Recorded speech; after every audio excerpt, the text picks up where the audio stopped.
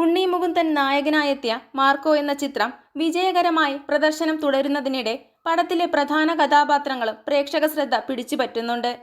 അതിലൊരു വേഷം ചെയ്ത ആളാണ് അഭിമന്യു തിലകൻ. മലയാളത്തിന്റെ അനശ്വര നടൻ തിലകന്റെ കൊച്ചുമകനും ഷമ്മി തിലകന്റെ മകനുമാണ് അഭിമന്യു.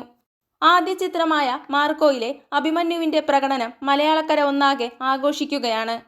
ജഗദീഷ് അവതരിപ്പിച്ച ടോണി ഐസക് എന്ന കഥാപാത്രത്തിന്റെ മകൻ റസലായാണ് അഭിമന്യു എത്തിയിരുന്നത്.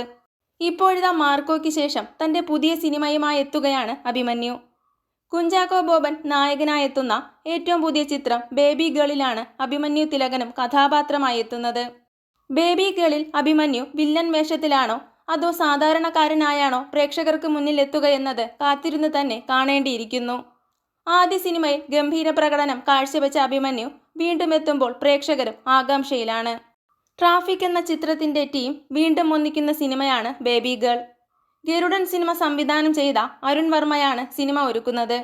മാജിക് ഫ്രെയിംസിന്റെ ബാനറിൽ ലിസ്റ്റിൻ സ്റ്റീഫനാണ് നിർമ്മാണം. അതേസമയം ക്രിസ്മസ് റിലീസായി തിയേറ്ററുകളിലെത്തിയ മാർക്കോ 100 കോടി ക്ലബ് എന്ന നേട്ടം സ്വന്തമാക്കി കഴിഞ്ഞു.